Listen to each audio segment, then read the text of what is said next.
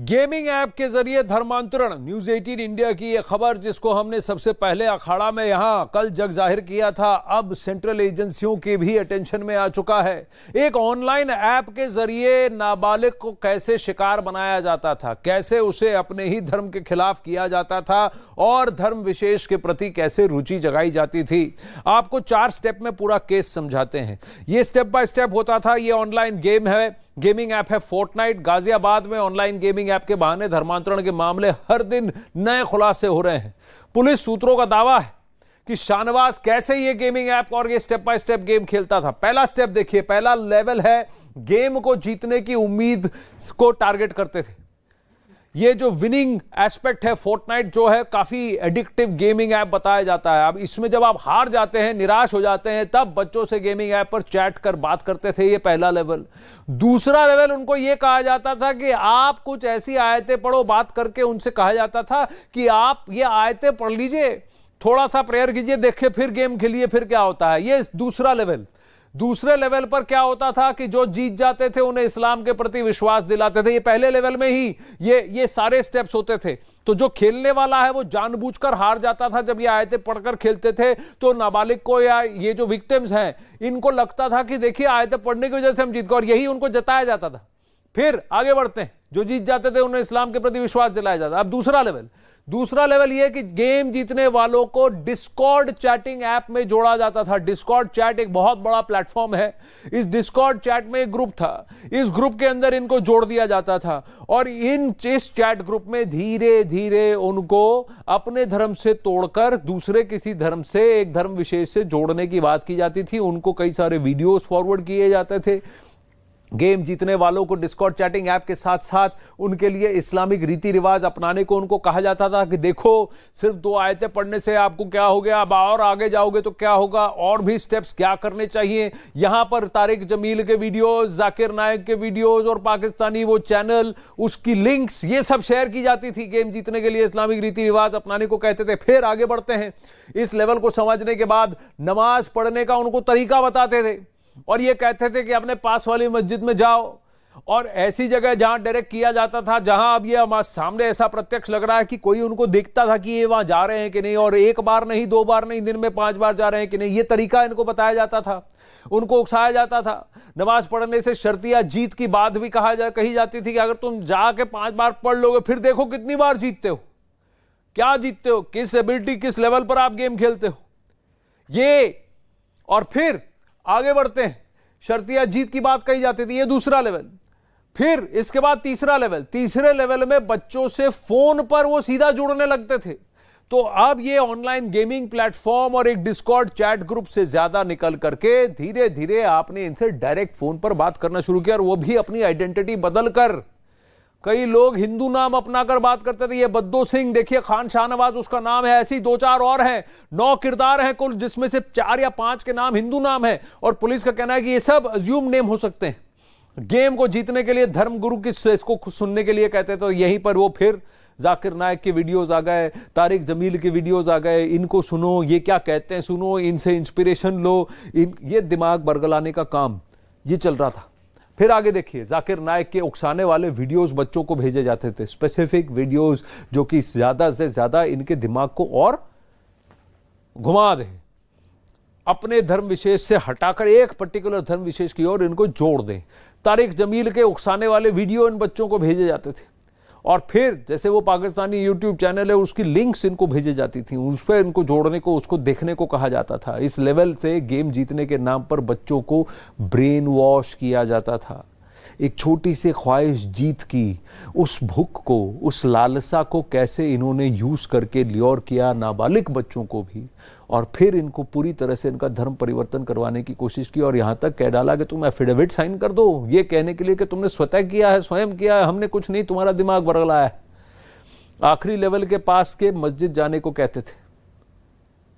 ये देखा, नमाज अदा घर पे ही नहीं, आप जाओ मस्जिद, कितनी बार जा रहे हो, फिर वहां आते हो कि नहीं, देखा जाता था। इस लेवल में लोकल मौलवी एक्टिव हो जाता था। ये अब्दुल रहमान जो इस मस्जिद कमेटी का मेंबर था गाजियाबाद की एक मस्जिद का, ये उसी मस्जिद में रहता था, इस ग्रुप से जुड़ा हुआ, इस मॉड्यूल से जुड़ा हुआ। लोकल मौलवी से बच्चों को मिलने के लिए कहा जाता था। अब आप देख रहे हैं ये पूरा मॉड्यूल कैसे खेल खेल रहा है। मस्जिद में जाकर बच्चों को नमाज पढ़ने के लिए कहा जाता था और घर से ये बच्चे झूठ बोलकर जाते थे अपने माँ बाप से। 1 नहीं, 2 नहीं, 3 नहीं, 4 नहीं, 5 बार घर से झूठ बोलकर बाहर निकलते थे। मस्जिद की किसी बात ना करने के निर्देश दिए जाते थे, किसी से बात मत करो, चुपचाप जाओ, नमाज पढ़ो और वापस आ जाओ, हम देखेंगे, हम बात करेंगे। वहाँ एक मौलवी जो असाइंड पर्सन है उससे बात करो, उससे आगे किसी नहीं। बच्चों को अपने असली पहचान छिपा कर रखने को कहते थे, अपना नाम सही नहीं बताना, कौन हो तुम, तुम्हारी क्या जाति है, क्या धर्म है, नहीं बताना। लोकल मौलवी बच्चों को लगातार इस्लामिक रीति रिवाज बताता था, फिर से बरगलाने का काम, ब्रेन वॉश करने का काम, वो भी नाबालिग बच्चों को। बच्चों का इस लेवल पर पूरी तरह से धर्मांतरण करा देते थे। इस लेवल तक उनको ब्रेन वॉश कर दिया जाता था कि ये खुद अपने मां बाप के खिलाफ जाने को तैयार हो जाते थे।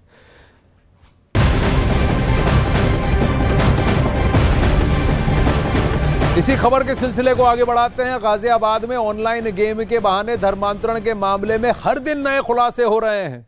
पुलिस सूत्रों का दावा है कि शाहनवाज के इस अधर्मी काम से मस्जिद के मौलवी वाकिफ थे, लेकिन किसी ने भी उसे रोकने का काम नहीं किया, ये करने से रोका नहीं और शाहनवाज नाबालिगों को शिकार बनाता रहा। यही प्रश्न मैं बार बार पूछता हूं, जो जानकर भी अनजान रहते हैं, क्या उनकी गलती नहीं है, इस मस्जिद कमेटी की जिम्मेदारी नहीं है?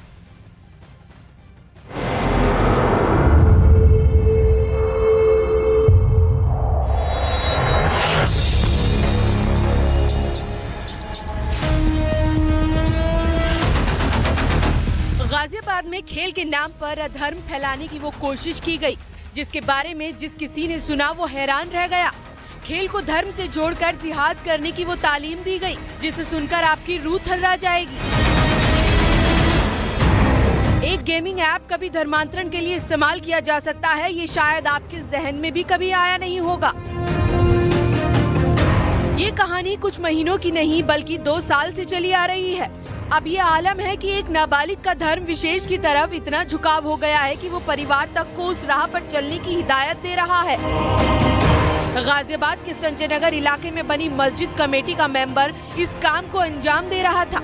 पुलिस का दावा है कि नाबालिगों के धर्मांतरण की पूरी खबर मस्जिद के मौलवी को थी, लेकिन मौलवी उसे सपोर्ट करता था और किसी को भनक तक नहीं लगने दी। सूत्रों के मुताबिक जब नाबालिग लड़के मस्जिद में जाते थे तो आरोपी वहां उन्हें नमाज पढ़ने की तौर तरीके सिखाता था। वो उन्हें नमाज के लिए बैठने के बारे में बताता, आयतों की जानकारी देता और उन्हें हर चीज के बारे में तफसील से बताता। आरोपी जानता था कि नाबालिग बच्चों का दूसरे समुदाय से ताल्लुक है, बावजूद इसके वो उन्हें हर तरह की सुविधाएं देता रहा और अपने नाजायज मकसद में कामयाब हो गया। धर्मांतरण की पूरी खबर थी मस्जिद के मौलवी को। मौलवी उन्हें सपोर्ट करता रहा और किसी को भनक भी नहीं लगने दी। इस बात का पर्दाफाश तब हुआ जब पुलिस गेमिंग ऐप की फर्जी आईडी की पहचान करने में जुटी थी। पुलिस को इस दौरान कुछ दूसरी आईडी भी मिली, जिसमें नाबालिग बच्चे असली नाम का इस्तेमाल कर रहे थे। इन सभी बच्चों को ऑनलाइन गेम के ग्रुप में दूसरे धर्म की तरफ झुकाव दिलाने की कोशिश की जा रही थी। सूत्रों के मुताबिक बद्दो नाम के फर्जी आईडी बनाने वाले शाहनवाज ने कुछ ऐसे लड़कों की टीम बनाई थी जो गेमिंग ऐप में हिंदू धर्म के लड़के बनकर जुड़ते थे और उनके टारगेट में सिर्फ वही लड़के होते थे जो नाबालिग हों। ये काम बड़ी होशियारी से किया जा रहा था। इस काम के लिए मोटी रकम खर्च की जा रही थी, जिसके विदेश से आने की उम्मीद है। बद्दो नाम रखने के पीछे का मकसद ये था कि कहीं परिवार को बच्चों के धर्म विशेष की तरफ झुकाव की खबर न लग सके।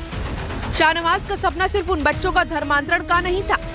पुलिस जब इस पूरे मामले की तह तक गई तो उसे फरीदाबाद और चंडीगढ़ के 2 और नाबालिग बच्चों के बारे में जानकारी मिली, जिसके बाद फरीदाबाद और चंडीगढ़ में यूपी पुलिस ने परिवारों से मुलाकात की। आरोपी ये बात बखूबी जानता था कि एक दिन उसके इस गंदे धंधे का अंत जरूर होना है। 2 साल से भी ज्यादा वक्त ऑनलाइन गेम में बिताने के बाद बद्दो अपनी आईडी को बदल नहीं सका। जैसे ही उसे भनक लगी वो परिवार समेत महाराष्ट्र के मुंब्रा से फरार हो गया। अब पुलिस उसके खुद के बनाए नेटवर्क से ही उसका तिलिस्म तोड़ने में जुटी है। दीपक बिष्ट इस वक्त हमारे साथ लाइव जुड़ रहे हैं। दीपक, निपुण अग्रवाल जो डीसीपी हैं इस मामले को जांच रहे हैं, आपने उनसे बात की, मैंने भी उनसे बात की थी और उनका कहना यह है कि उनको ये इस बात का कोई डाउट नहीं है कि मस्जिद कमेटी को पता था कि अब्दुल रहमान कौन है और क्या कर रहा है। 2 महीने पहले मस्जिद कमेटी से बाहर था, मस्जिद कमेटी का कहना है उससे बाहर कर दिया गया था, लेकिन वो उन्हीं के व्हाट्सएप ग्रुप में अभी भी उसका नाम शुमार था, एडमिन ग्रुप्स में अभी मौजूद था और वो उस मस्जिद में आता जाता रहता था, ये पुलिस का कहना है। तो यानी कोई ना कोई और भी था जिनको अब्दुल रहमान क्या कर रहा है, इसके कैसे कृत्य हैं, उनको पता था। बिल्कुल आनंद, क्योंकि देखिए मंदिर कमेटी के 15 लोगों में से अब्दुल रहमान की जो भूमिका थी वो काफी संदिग्ध थी और वो सब कुछ जानता था। जो भी नाबालिग मस्जिद में पहुंचता था और उसके बाद उसे सारी चीजें, तालीम कैसे करवानी है और उठना बैठना सब कुछ वही बताता था।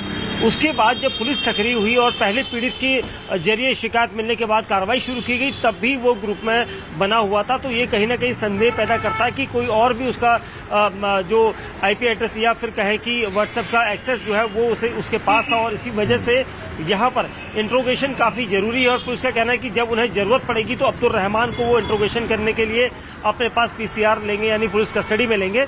और उसी के लिए अब पहले बद्दू को पकड़ा जाना बहुत जरूरी है, क्योंकि बद्दू के अलावा यही अब्दुल रहमान 2 शख्स हैं जो अब तक इस केस में सामने आए हैं, क्योंकि आगे की चेन बहुत लंबी है और उनको पकड़ा जाना इसलिए जरूरी है क्योंकि ये बद्दू सिंह तो फरार है, ये मुमरा में कैसे मिलेगा, इसको कैसे तलाशेंगे, ये बहुत बड़ा प्रश्न है। अमित, दीपक, मैं वापस आता हूं आपकी ओर, लेकिन गेमिंग ऐप के जरिए धर्मांतरण करने का पर्दाफाश करने पर यूपी के कैबिनेट मंत्री धर्मपाल सिंह ने न्यूज 18 इंडिया का धन्यवाद दिया है। न्यूज 18 पर खबर दिखाए जाने के बाद अल्पसंख्यक कल्याण मंत्री धर्मपाल सिंह ने जांच के आदेश दिए हैं, साथ ही जांच रिपोर्ट में 1 हफ्ते में जांच रिपोर्ट मांगी। गाजियाबाद में गेम एप्लीकेशन के जरिए नाबालिग बच्चों का धर्मांतरण मामले को न्यूज 18 इंडिया ने खबर प्रमुखता से दिखाई और उसके बाद अल्पसंख्यक मंत्रालय की तरफ से जांच आयोग गठित कर दी गई है। खुद जो मंत्री हैं धर्मपाल सिंह, उन्होंने एसीएस को आदेश दिया है जांच करने के लिए। सर, कल जिस तरीके से कल से लगातार हम खबर दिखा रहे हैं गाजियाबाद में गेम एप्लीकेशन के जरिए नाबालिग बच्चों का ब्रेन वॉश करने का मामला, उसमें आपने जांच गठित कर दिया है, क्या क्या हुआ सर? मैं मीडिया को पहले बधाई देना चाहता हूं। इस संवेदनशील विषय को प्राथमिकता से दिखाकर लोगों में जागरूकता पैदा करने का काम किया है।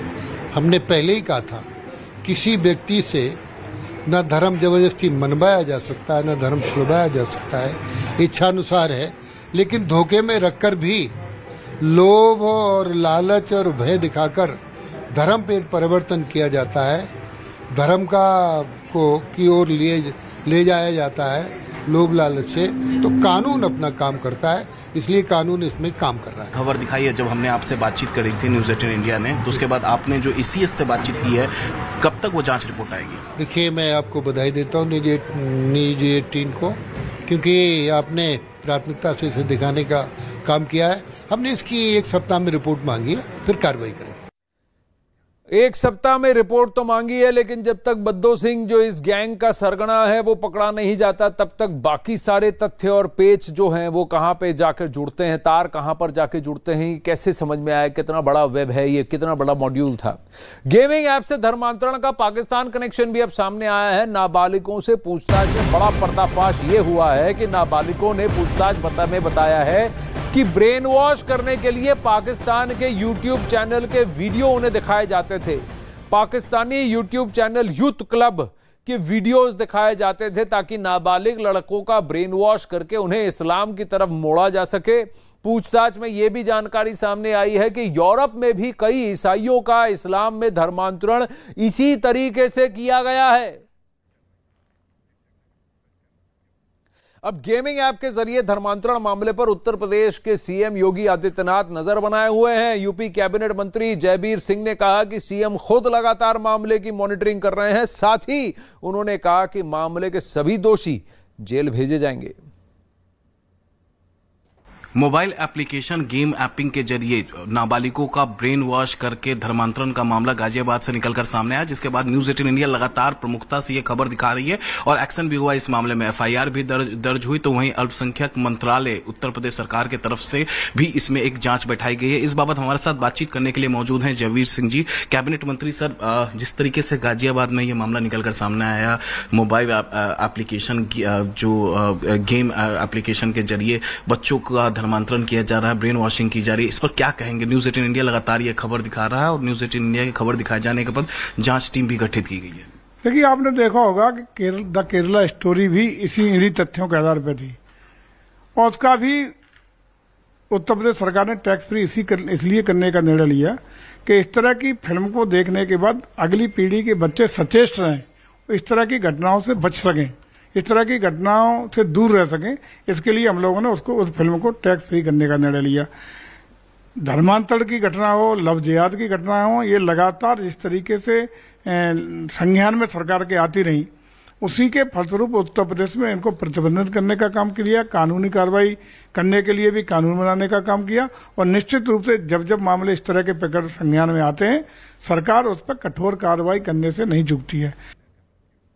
एक ऑनलाइन ऐप के जरिए नाबालिग को कैसे शिकार बनाया जाता था, कैसे उसे अपने ही धर्म के खिलाफ किया जाता था और धर्म विशेष के प्रति कैसे रुचि जगाई जाती थी, आपको 4 स्टेप में पूरा केस समझाते। सबसे पहले तो ये जो ऑनलाइन गेमिंग ऐप है बहुत ही एडिक्टिव है, इसमें लालसा जो है जीत की बहुत ज्यादा होती है और बहुत हुक कर देता है। तो जब आप हारते हैं, आप निराश होते हैं, तो ये पहला स्टेप वही था कि ऑनलाइन गेमिंग ऐप पर नाबालिग बच्चों को टारगेट करिए और गेम जीतने का लालच देकर इनसे वो आयत पढ़वाते थे। ये ऐप नाबालिग बच्चों को टारगेट किया जाता था, कौन यूजर है, कौन खेल रहा है दिखता था और उसके बाद कहा जाता था कि गेम जीतने के लिए आपसे हम आयतें पढ़वा रहे हैं। ये आयतें पढ़ने के बाद जीत मिलने की बात की जाती थी कि तुम इसको पढ़ोगे, उसके बाद खेलोगे, फिर देखो क्या होता है, चमत्कार होगा, मिरेकल होगा। और गेम का दूसरा खिलाड़ी जानबूझकर हार जाता था। आप देख रहे हैं कैसे इनको हुक कर दिया और फंसा दिया और नाबालिग बच्चे को लगता था कि आयत पढ़ने से वो जीता। दूसरा स्टेप फिर वहीं से, ये पहला जानबूझकर हार जाता था और उसके बाद फिर नाबालिग बच्चे को ये लगता था कि देखिए आयतें पढ़ने की वजह से वो जीता। यहीं से अब स्टेप 2 की तरफ आप आगे बढ़ गए। स्टेप 2 क्या हुआ?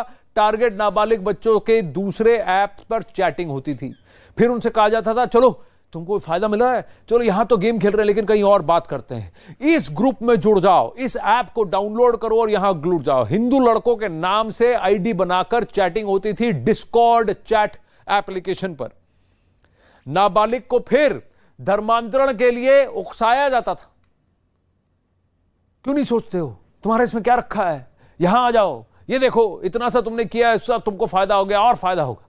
ये इस लेवल 2 यहां तक पहुंचा दिया। अब लेवल 3, बच्चों को तारिक जमील के वीडियो दिखाए जाते थे, जाकिर नायक के स्पीचेस दिखाए जाते थे, खास तौर पर चुनकर जो बहुत ज्यादा रेडिकल उकसाने वाले होते थे, वो स्पीचेस भेजे जाते, बोले देखो इसको देखते रहो। इस्लाम धर्म पर नाबालिग बच्चों का भरोसा बढ़ाया जाता था, लेकिन ये तरीका किस तरीके से किया जा रहा है ये देखिए।